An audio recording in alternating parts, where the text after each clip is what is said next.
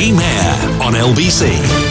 Talking cladding, Sam in Cambridge says, I think the government should pay for this whole cladding issue, reclaim from developers and cladding/surveyors and recoup damages from them. These people caught up in it are unlikely to be able to fund the court cases.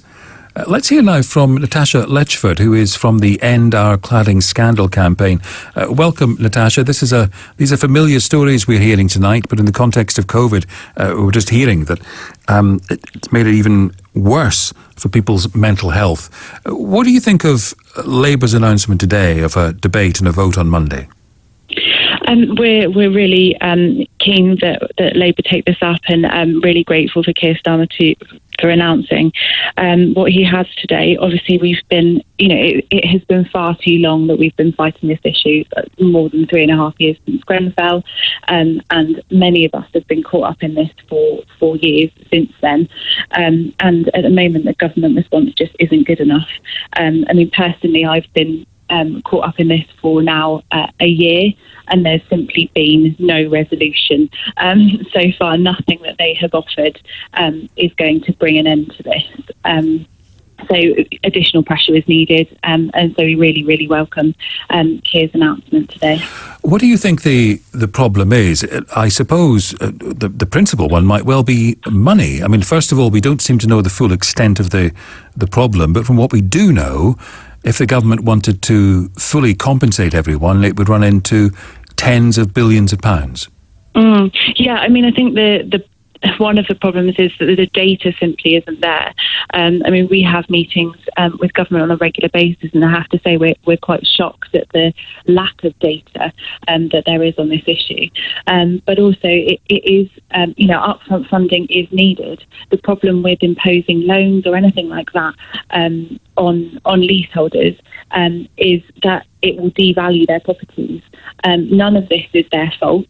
We all bought our homes in good faith, thinking that they met building regulations and that they were safe, and it's since come to light that they aren't. So in order to, at the moment we're all stuck. So until upfront funding is given and government find a way to recoup that through those at fault, we simply can't move, and nothing will happen. We'll end up with a generation of people stuck in their homes.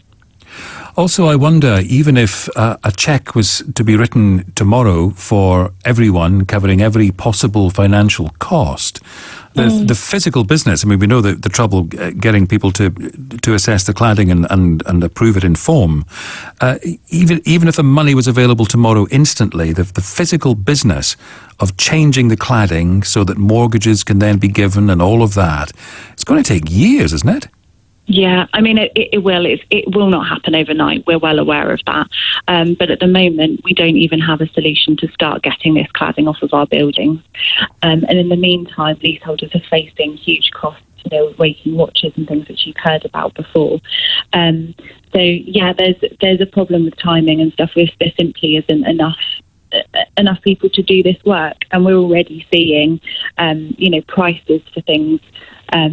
Fire alarms and cladding remediation going up simply because the demand is high. So there needs to be a sort of fully formed plan around this. It is to do with the money, but they also need to think carefully about how they're going to manage these projects, because they are, our project alone is going to take, we've been told 18 months to 2 years, and obviously that is up and down the country, thousands and thousands of buildings affected. So the problem is the government at the moment don't really seem to be engaging with the problem, and we need a properly thought through, fully formed plan to get these buildings safe.